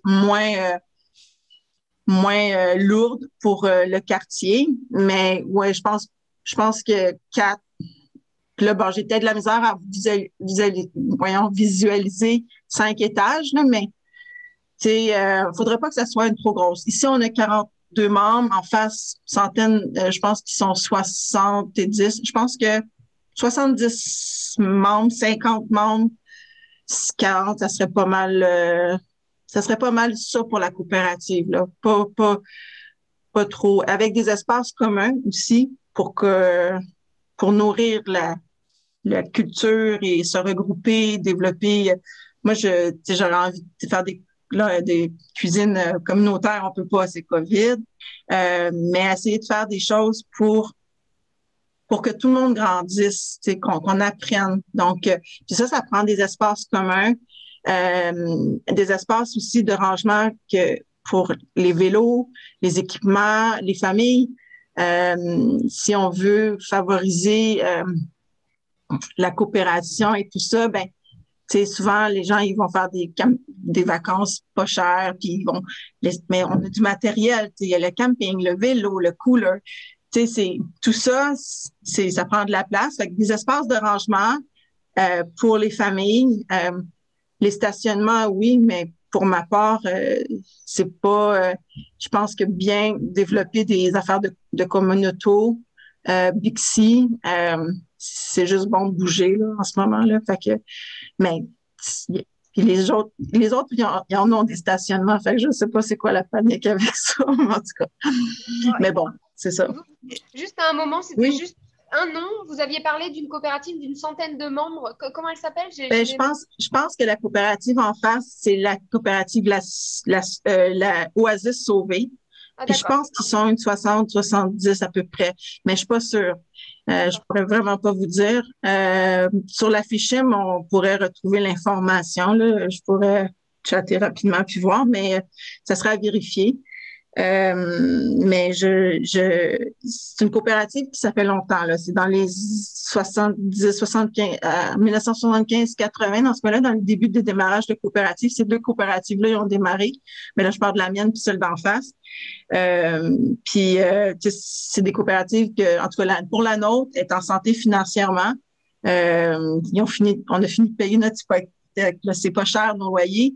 Puis ça permet, une fois, ça permet vraiment d'avoir une qualité de vie. T'sais. Bon, ça dépend, c'est quoi les choix de vie de la personne. Si tu vis dans un appartement pas cher puis que tu dépenses puis au-dessus de tes moyens, c'est une chose. Mais sinon, ça permet vraiment d'avoir du temps de qualité avec tes enfants, passer du temps avec les devoirs, être autour de tes enfants puis les faire grandir correctement pour qu'eux, ils réussissent bien leur vie. Puis, c'est un milieu de vie, donc ça l'amène une vision, tu sais, ça développe des belles qualités chez les citoyens de vivre en harmonie, autant les jeunes, les personnes âgées, d'apprendre. Je trouve que c'est juste bon, les coopératives, fait qu'il faut essayer d'enlever le jugement sur tu sais, il y a les HLM et tout ça. Ben, s'il y a des problèmes avec ces HLM-là, il y a peut-être quelque chose à faire. Il y a peut-être des projets que la ville devrait développer justement pour aider ces citoyens-là qui peut-être qui sont défavorisés, oui, mais et dont faudrait les aider et pas les mettre dans un espace clos puis on s'en occupe plus puis faut surtout pas les regarder parce que c'est contagieux être pauvre puis être tu sais peu importe. Je trouve ça dommage qu'est-ce qu'ils soient qui veulent pas qui pensent Madame Dubé, votre témoignage il est très intéressant. Oui. Mes collègues et moi, on vous écoute, mais honnêtement, je ferai preuve de non-conformité de vous. Oui, non, c'est correct, c'est correct. Je ferme mon micro. OK, je suis désolée. Merci beaucoup. Merci beaucoup, Madame Dubé. Merci beaucoup. Bye-bye. Monsieur pardon. Monsieur c'est comme bonsoir. Vous dites comme si vous allez dire qui a soif et vous dites simplement Kiazua. Kiazua. Alors, monsieur, vous n'étiez pas là au début, donc on a changé l'ordre et donc vous preniez la place de Madame Dubé parce qu'on voulait, on était un petit peu en avance sur notre horaire. Alors, je vous rappelle que vous avez 10 minutes pour présenter votre opinion et que les commissaires auront 10 minutes pour échanger avec vous par la suite. Alors, si vous êtes d'accord, on va commencer. Oui, merci. Est-ce que vous m'écoutez, vous m'entendez bien? Très bien. D'accord. Alors, bonsoir et merci pour votre accueil, merci pour votre écoute. Ce projet, pour moi, c'est un projet très important. C'est un projet exemplaire, c'est un projet pilote, je dirais. Et non seulement pour la ville, je dirais aussi pour le Canada. Je ne connais pas un autre projet comme celui-ci qui est en train d'être bâti à partir de la participation citoyenne. Et cette initiative citoyenne, c'est celle qui m'a attiré pour venir construire ensemble ces milieux de vie, un habitat. Donc, en premier lieu, pour moi, c'est très important ces projets parce que c'est un habitat, c'est un milieu de vie. Deuxièmement, je pense que des projets comme celui-ci devraient exister par des centaines. C'est difficile parce que l'État, soit local, soit fédéral, n'investit pas assez dans les logements sociaux. Dans ces cas-là, par exemple, vous parliez des coopératives. Et les logements, c'est un droit. Les droits au logement. Les logements ne devraient pas être, du point de départ, une marchandise. Et le logement est devenu ça, une marchandise simplement, un bien qu'on vend, on achète.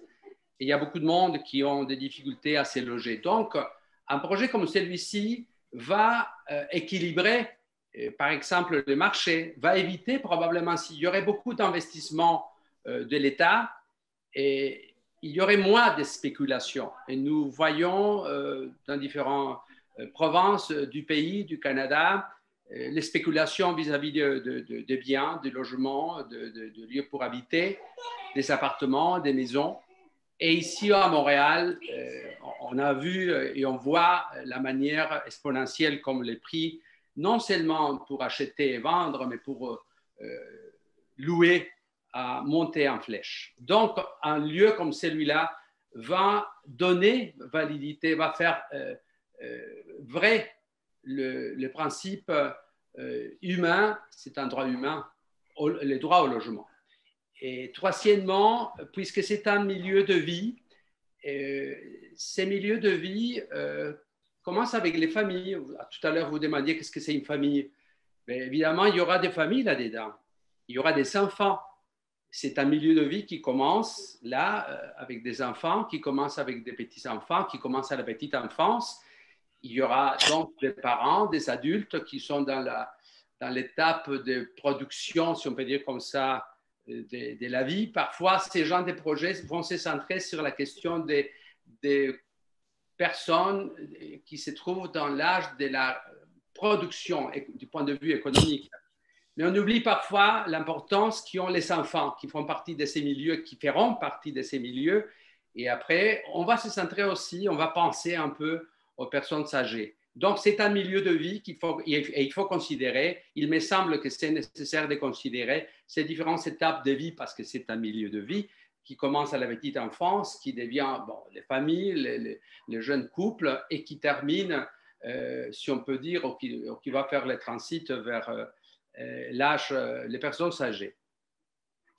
Et à partir de ces trois comment dirais-je, volets qui m'inspirent à participer. Je vais participer pas mal, ça fait déjà 3 ans, dans les volets éducatifs et culturels. On va créer donc un pôle éducatif et culturel. Et ce pôle va réfléchir, va donner des idées, pour la création d'un centre à la petite enfance qui manque énormément. Vous savez bien qu'il y a 50 000 familles qui attendent une place et il y a très peu. Maintenant, le gouvernement provincial essaye, on parle de 20 000, c'est reçu pas mal, places à créer, comme on pourra. Hein. J'entends parler que c'est urgent qu'on va faire, on va improviser quelque part. Et donc, là, il y aura un CPE. Mais un CPE où la qualité sera au rendez-vous. Et une école, fort probablement, avec une vocation, où la qualité devrait être au rendez-vous. Et une bibliothèque et un centre culturel. Et donc, ces pôles éducatifs et culturels duquel je fais partie, il y a d'autres personnes qui sont là-dedans. Pour l'instant, nous ne sommes pas très actifs. On réfléchit. Des fois, on a des rencontres avec les Zoom. Mais on a parlé avec les comités de pilotage et ils nous ont dit, parce qu'on a demandé, on veut se mettre en action, on veut commencer à travailler, à réfléchir, à donner des idées, non seulement du point de vue du thème éducatif, mais du point de vue de l'environnement, qui est si important pour le développement de l'enfance et de la petite enfance, des adultes, de la personne humaine. Donc la question environnementale et même la question urbanistique, puisqu'il y a le vice-doyen de la faculté de l'aménagement qui fait partie du groupe comme citoyen. Il ne représente pas l'université, pas du tout, mais comme personne, il est là. Et ça, c'est un apport très important pour les groupes. Pour terminer, de ces groupes faisait partie la première personne qui était comme le leader ou l'architecte en chef du projet, Claude Bollac. Et il travaillait avec nous dans ces projets, dans ces groupes-là. Il a décédé, il vient de décéder, ça fait un mois et demi, 2 mois déjà, je dirais. C'était donc l'urbaniste en chef du projet, en tout cas du point de vue du comité de pilotage, en parlant du comité de pilotage. Donc voilà pourquoi je suis là et voilà donc ces 3 volets et ce qui m'inspire et ce que je voulais vous communiquer. C'est un projet très intéressant, c'est un projet pilote du point de vue de la participation citoyenne. Il devrait y avoir beaucoup de projets comme celui-là, avec probablement, bien sûr, il y a toujours des choses à corriger. Ce n'est pas évident pour tout le monde de pouvoir participer. Il faut se faire une place. Mais bon, ça se passe comme ça dans tout rythme humain. Donc, voilà, c'est mon opinion. Je ne vous entends pas. Désolée, excusez-moi. Je ne voulais pas que les bruits autour de moi vous perturbent, mais là, j'ai oublié d'ouvrir mon micro. Je voulais vous remercier aussi de votre témoignage et je demandais à M. Boucher et à Mme Cristini s'ils avaient des questions. Je vois que M. Boucher a ouvert son micro, alors allez-y. Oui, bonsoir. Merci d'être là. C'est intéressant. Donc, je comprends que vous faites partie d'un groupe qui est rattaché au comité de pilotage, mais qui réfléchit sur l'animation, l'éducation et les projets qu'il pourrait y avoir pour les enfants dans le projet. C'est ça? Oui. OK. Est-ce que vous avez commencé à réfléchir de quelle façon la serre et tout ce qui enterre la serre et la production de légumes locaux, etc., pourrait être utilisé pour ces fins-là d'éducation et de sensibilisation des jeunes du projet à l'environnement? Vous avez raison. Quand on discutait sur le pôle éducatif et culturel, je parlais de ces 3 axes, si vous voulez, les CPE, l'école, la bibliothèque. Mais on discutait avec des membres du comité de pilotage, on se disait, cette pôle éducatif doit être transversal. Et vous posez la question, non, nous n'avons pas commencé, nous, comme pôle éducatif, à réfléchir sur la question éducative vis-à-vis des serres. Mais je sais qu'il y a une réflexion et qu'il y a des rencontres. J'ai participé dans ces rencontres, pas comme participant de ce pôle éducatif, mais comme citoyen, dans différents exposés qui présentent, par exemple, le thème écologique. Et évidemment, oui, il y a une réflexion déjà entamée là-dessus. Mais notre groupe pôle éducatif et culturel, ça devrait être un des aspects à considérer. Tout à fait. Ça devrait être un aspect qui va être transversal et qui devrait, par exemple, faire une réflexion à ces propos. Tout à fait d'accord avec vous. Merci, monsieur. Madame Cristini, avez-vous des questions? Non, pas de questions, mais je vous remercie, monsieur Kiaouza, mais non, pas de questions. Merci. Moi, j'en aurais. Vous dites que c'est un milieu de vie, puis les gens, ben, ils ont des étapes dans leur vie. Hein. On est un enfant, on devient un adulte, on devient père, on devient grand-père. Et il y a un pôle plus commercial qui devrait s'implanter aussi dans le projet. Avez-vous des idées du genre de commerce qui pourrait être intéressant? Qu'est-ce que vous voulez dire avec un pôle commercial? Ben, il y a, écoutez, là, je retrouve pas le mot, mais il y a quand même une partie, il y aura une offre commerciale sur le site de Louvain. C'est-à-dire des commerces, c'est ça que vous voulez dire? Oui, des commerces, oui, des commerces. Oui, d'accord. Eh ben, écoutez... Qu'est-ce que vous voyez comme offre? C'est quelque chose qui m'inquiète. Moi, personnellement, je sais que c'est un point qu'on a évoqué dans des rencontres dernières. Moi, j'habite les sites près du site Louvain, en marchant, 5 minutes en marchant sur l'avenue Louvain. Et il y a plusieurs commerces. Et je marche vers un petit centre commercial qui se trouve juste à côté d'ici, je dirais en marchant à 10 minutes de marche du site Louvain, où là où sera le site. Donc, il y a un petit centre commercial très sympathique où il y a une caisse de jardin, il y a des commerces, il y a une infrastructure proche du lieu. Et ensuite, il y a aussi la rue Fleury qui se trouve aussi en marchant du lieu. Si on marche à partir de là jusqu'à Fleury, ça fait quoi? À peu près la même distance, 2 minutes, en marchant tranquillement. Hein. Je marche très vite, alors je le ferai beaucoup à moins de temps. Mais c'est 10 minutes. Il y a tous les commerces qui se trouvent sur la rue Fleury.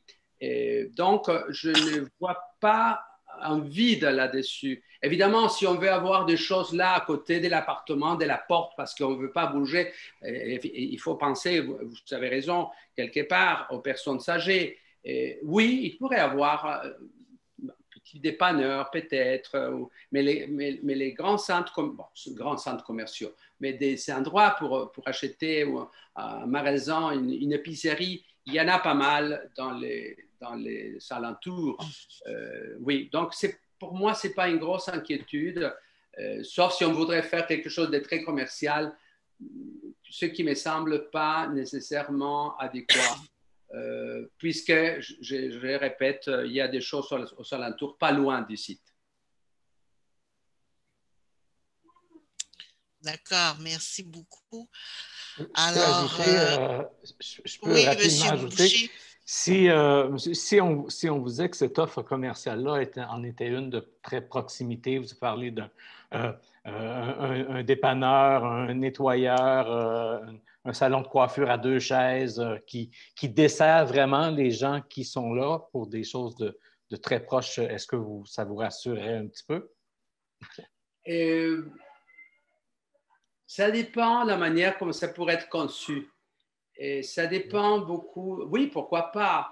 Je ne serais pas contre. J'ai connu d'autres projets qui ont établi ce genre de... Oui, je comprends. C'est-à-dire qu'on descend du bâtiment de 10 étages qu'on veut construire, et pourquoi pas? Parce qu'on a envie d'avoir 800 logements pour faire un peu de poids sur les logements commerciaux. Il faut. Et donc, oui, je serais pour, mais ça devrait être... il faudrait toujours garder cette vision d'harmonie et de beauté, et pas de n'importe quelle manière. Et comme c'est un projet bien pensé, bien organisé, je ne verrai pas d'inconvénient. Il me semblerait utile, comme vous dites, effectivement. Ouais, ça pourrait être. Mais oui, juste pour l'avoir là, sur le site à 3 minutes de marche ou 2 minutes depuis l'appartement de chaque personne, oui. Ça pourrait être, oui. Ça serait une bonne affaire pour les gens qui vont s'installer là, hein. Vous imaginez? Le 15 février, on aime ça quand le dépanneur est proche. C'est ça. Merci beaucoup. Je vous en prie.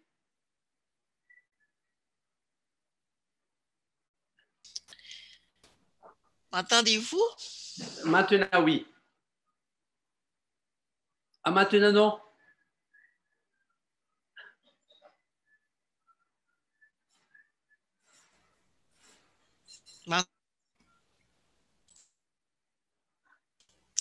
Est-ce que vous m'entendez? Bon, je m'excuse, hein? Moi, j'ai plein de messages qui me disent toutes sortes de choses comme un Internet instable. Ils me disent que, bon, alors je viens un peu mêlée. Mais je voudrais vous remercier, M. Coisois, d'être venu parler du travail important que vous faites dans le projet ce que vous voulez comme pôle éducatif et culturel. Alors, je vous remercie beaucoup. Je vous en prie et je prie pour que vous soyez bien inspirés et merci pour votre écoute, c'est très important. Merci beaucoup. Monsieur. Bonne soirée. Bonne soirée aussi également. Merci beaucoup. Bonne soirée, oui. Monsieur Gariepi, vous êtes là et on est un peu à l'avance à l'horaire, mais je suppose que ça ne vous choquera pas qu'on commence avec vous maintenant? Vous seriez notre dernier intervenant pour ce soir. Excellent. Puis je vais Ça faire vous ça va? vite. Vous avez, comme tout le monde, vous avez le Ouais, droit à j'ai le 10 droit à 10 minutes de minutes, mais présentation. ce que j'ai à dire est assez résumé, est assez précis. Donc, je pense que ça va aller assez bien. Donc, je me présente, Vincent Gariepi. Allez-y, monsieur. Je suis actuellement membre d'une coopérative d'habitation famille dans Villeray, même si la posologie des logements n'est pas très famille, selon moi. On est plutôt des personnes seules. Puis moi je suis natif de Huntsic. Il a fallu que je m'exporte dans Villeray pour pouvoir habiter dans une coopérative d'habitation. Mais j'aimerais bien ça revenir dans Huntsic, dans une coopérative. Puis moi, je suis membre du comité logement Huntsic-Cartierville depuis 2015. Puis c'est justement depuis 2015 que le comité logement Huntsic-Cartierville fait des démarches pour pouvoir que le terrain Louvain, qui est un terrain actuellement public, parce que c'est un ancien garage municipal, demeure public, donc demeure à ses citoyens. Puis moi, je trouve ça important qu'il y ait une coopérative, parce qu'une coopérative d'habitation, ça permet aux gens qui l'appliquent, qui habitent, de s'impliquer dans le milieu, dans leur milieu, et d'avoir un certain pouvoir sur leur qualité de vie. Puis c'est une belle alternative au marché privé pour ceux qui ne veulent pas nécessairement avoir des grosses maisons ou des maisons de moyenne taille. Puis depuis 2012, c'est ça que le comité logement de Cartierville fait des démarches pour le terrain, pour une coopérative. On a fait une assemblée publique, on a fait 2 marches citoyennes avec d'autres organismes du quartier. On a fait des représentations au conseil d'arrondissement, à la ville-centre également. Et tout le temps dans une perspective de coopérative Louvain, d'une coopérative famille. Puis lors de l'Assemblée publique, qu'est-ce qu'il y en a ressorti beaucoup, c'est d'avoir beaucoup de grands logements. Donc des logements des 4,5, oui, mais aussi des 5,5 puis des 6,5, là, parce que le monde n'a pas juste un demi-enfant. Oui. Je m'excuse, je vous ai coupé en riant. Là, non, c'est bon, c'est moi qui ai fait une joke. Je devrais peut-être pas faire de joke. Ben, je l'ai trouvé drôle, mais en Internet, ça coupe. Oui, c'est ça. Désolé. Donc, ça, moi, je trouve ça important que. Puis moi, je le vois chez nous, là, comme on est juste une petite coop de 16 logements, mais on réussit à avoir une certaine mixité sociale où c'est qu'on a surtout peut-être des personnes seules, dû à la posologie des logements. Aussi, on a des professionnels. Mon voisin, c'est un professeur d'université. Mon autre voisine, c'est une couturière à son compte. Donc, je pense que dans une coopérative d'habitation, il y a moyen d'avoir une certaine mixité sociale et pas juste, comme le monde appelle, que j'aime pas vraiment le terme, un nick à pauvre. Tu as vraiment de tous les genres. J'ai des professeurs retraités, j'ai des professeurs non retraités. Donc, c'est un peu pour tout le monde. Puis tout le monde... Puis pour revenir sur votre question précédente, ma coop actuelle, c'est selon le programme Axologie. Donc, tu as la moitié des logements qui sont subventionnés. Puis ça, personnellement, je ne pourrais pas vivre dans un logement si je ne serais pas subventionné parce que moi, je suis une personne en situation de handicap, j'ai une contrainte sévère en emploi. Puis, j'ai un revenu très modeste même. Donc, avec le taux ambiant le coût du loyer actuel à Montréal, ça serait pour moi impossible de me loger. Donc, je pense qu'une coopérative d'habitation est tout indiquée pour des personnes dans mon genre. Je ne suis pas tout seul comme ça, là. Je pense qu'il y a de plus en plus de monde qui ont de la misère à joindre les deux bouts à la fin du mois. Donc, oui. Ben, non, je m'excuse. Je pensais que vous aviez fini. Là. Mais je ne veux pas vous couper la parole. Je vais aller voir ma feuille de notes, mais comme je vous dis, c'était assez concis les choses que j'avais à dire sur le sujet. Puis moi, personnellement, ça, je suis impliqué dans le projet depuis son début, là. Ça fait 6 ans que je m'implique, que ce soit par les représentations à la Ville de Montréal, à travers les marches citoyennes, à travers des soirées comme celle-ci de consultation publique. Il n'y en a pas eu des masses, là, mais il y a celle de ce soir. Donc, je suis là. OK, merci. Donc, Monsieur Boucher, vous avez ouvert votre micro. Oui, j'aurais une question. Merci, merci de votre témoignage.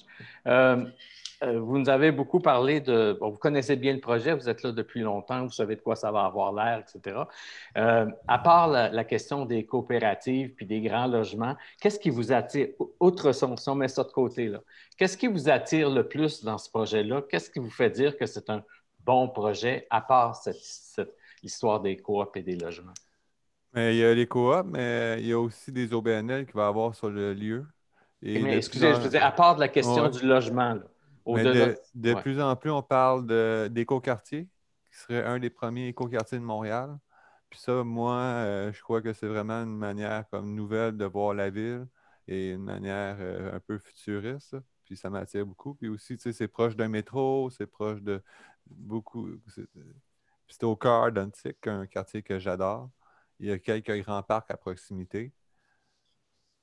Donc, pour toutes ces raisons-là, moi, c'est quelque chose qui m'attire dans le projet coopérative Louvain. OK, bien, merci beaucoup. Madame Tini, avez-vous des questions? Non, j'avais la même question que Monsieur Boucher, donc vous y avez bien répondu, donc merci beaucoup. Écoutez, Monsieur Gariepi, on vous remercie beaucoup de votre témoignage. Comme disaient mes collègues tout à l'heure, on a beaucoup lu, mais on a peu entendu des personnes pour qui c'est une question dans leur vie de tous les jours et non pas une pensée autre. Là. Alors, on vous remercie beaucoup de votre témoignage. Si vous ne voulez pas rajouter autre chose, ben, je terminerai ici la soirée. Okay. Mais je pense que d'une manière, vous allez recevoir vous avez eu un mémoire, donc ça va faire d'autres, pas de ma part, mais de la part du comité. Donc, ça va, je pense. Oui, on a reçu le rapport. Et c'est ça que je veux dire, c'est qu'on l'a lu, le rapport, on l'a lu avec intérêt. Ouais. Mais d'avoir vous et Mme Dubé venir témoigner, ça donne un petit côté plus humain au rapport. C'est ce qu'on voulait dire. Ben, merci beaucoup. Merci. Alors, écoutez, on a fini notre session de travail pour aujourd'hui. On recommence demain en après-midi. Je m'excuse. C'était notre première séance. Alors, je voudrais remercier toutes les personnes qui ont soutenu les travaux de la commission ainsi que le personnel de l'Office. Merci aux personnes qui sont venues, qui sont présentes en ligne pour votre écoute patiente et respectueuse. Alors, thank you for your participation. Je vous souhaite une bonne fin de soirée et on se revoit demain en début d'après-midi. Merci. Au revoir. Au revoir, merci. Merci beaucoup. Bye bye tout le monde. Au revoir.